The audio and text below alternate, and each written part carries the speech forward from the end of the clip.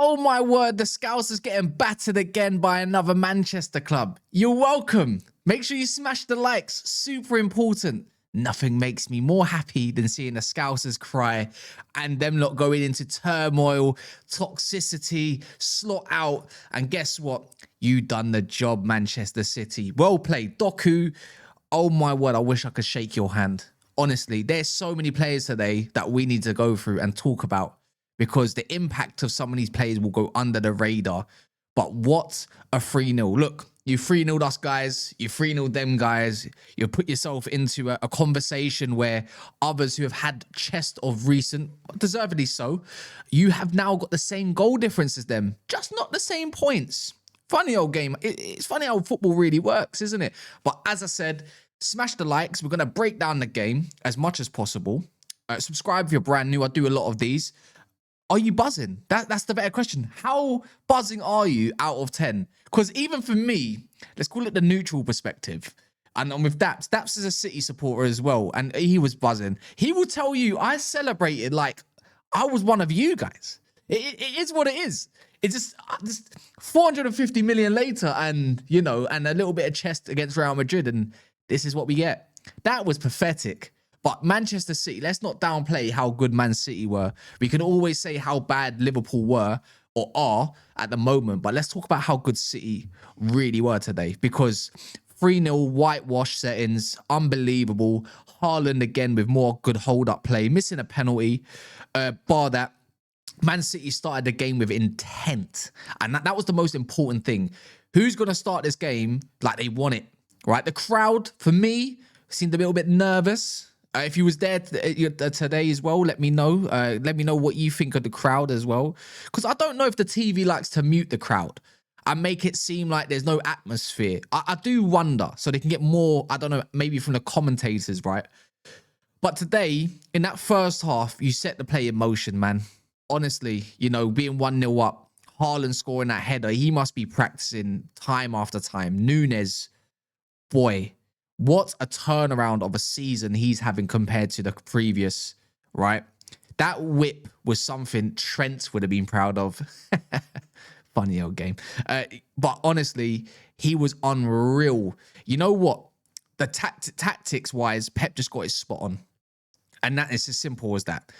He knew Robertson can't do the line. He knew Wirtz will evade the left wing space. He knew that Salah would not track back. Hence why Doku was left in a lot of 1v1 situations, which I'm going to talk about in a second.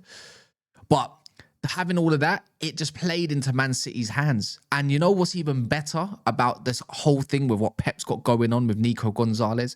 You couldn't tell me if there's a difference between Nico or Rodri at this point. You know, Nico was unreal.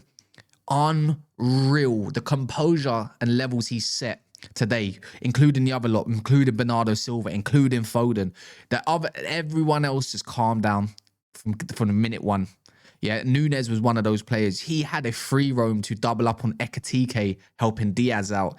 Or, if not, he would go and help out Cherki and do the line, because Núñez is very good at just doing the line, right? And that's exactly what it was. Cherki was the magic man, the false winger, the Bernardo Silva type role, you could call it. And I'm not saying Cherki was crazy impactful. I think in moments he needed to be a little bit more smart, right?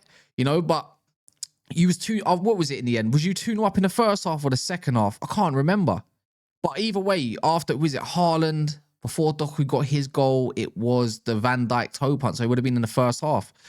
The way I view it was, you know, like it definitely wasn't offside. But bar all of that, it was the first 3 chances that Man City created in pretty much 10 minutes. The penalty, Foden's, we're going to call it a half chance for now.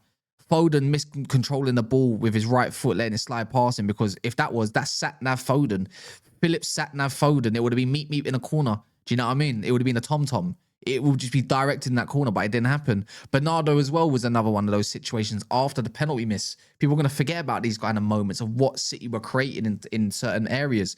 And he miscontrolled it as well, where if he did get a little touch onto that, Haaland was just waiting for it to be slid across Konate, and then boom, you know what it means from there, right? It's the ability to play in tight areas, even though you are getting pressed. And Liverpool's press has been very non-existent.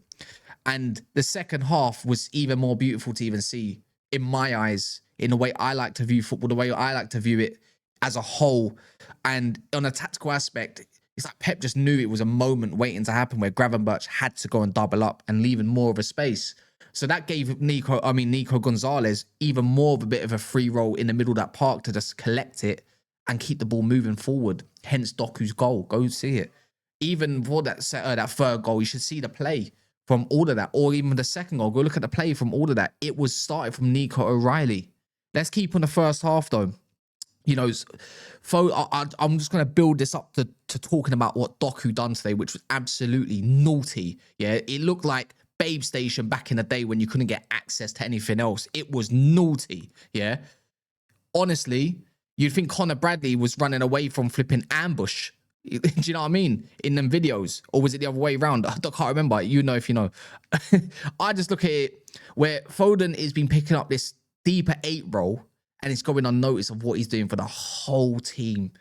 And it's, honestly, him, Nico, Bernardo Silva in there. Sometimes Cherky wants to get involved. It's so difficult. It kind of reminds me of City, of what I used to watch.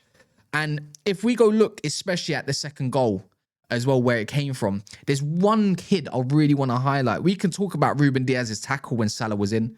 We can talk about Donnarumma's save at the end from Szoboszlai. We can talk about Nunes even. I just wanted to give him some flowers. But Nico O'Reilly. See, Salah's not the same anymore. I don't want to disrespect him, but I don't really care at this point. But he's done a lot in the game. When someone is as tall and composed, fast, and pretty much an all-rounder athlete like Nico O'Reilly, right? I feel like that is always Salah's kryptonite. And he put an absolute clinic on him bar one moment, right, which he put around the post.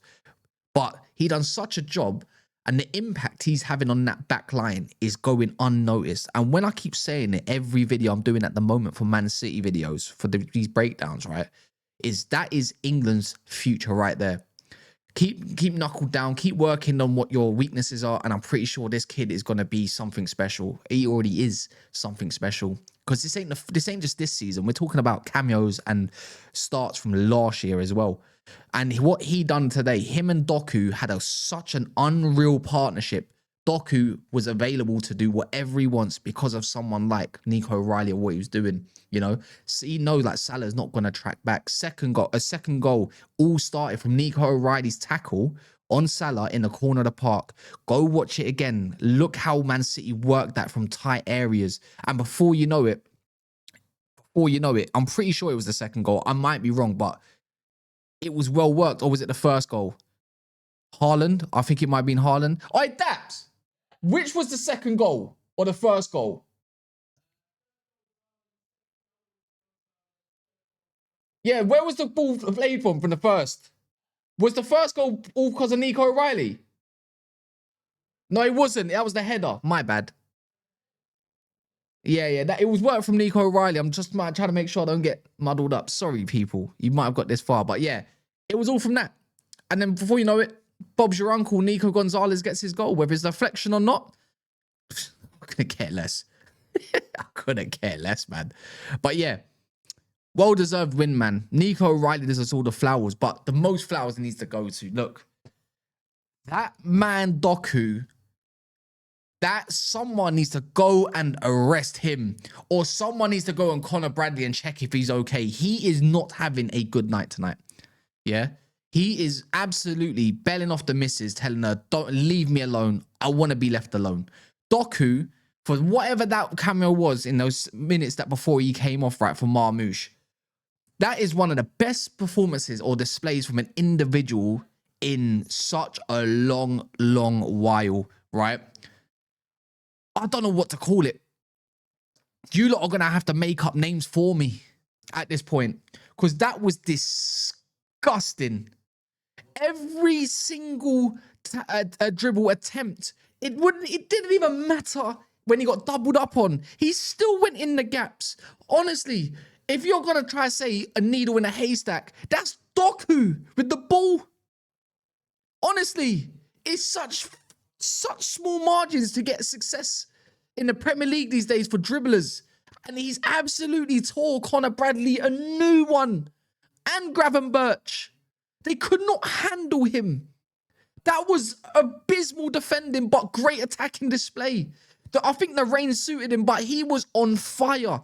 This season, Doku has transformed into something brand new. He has evolved as a footballer in his IQ alone. And it's not just off this, it's this all season. Bar a couple games, he's been consistent. He doesn't need GA, and this is why the GA conversation is stupid. Because if he didn't score today, he didn't register an assist either, right?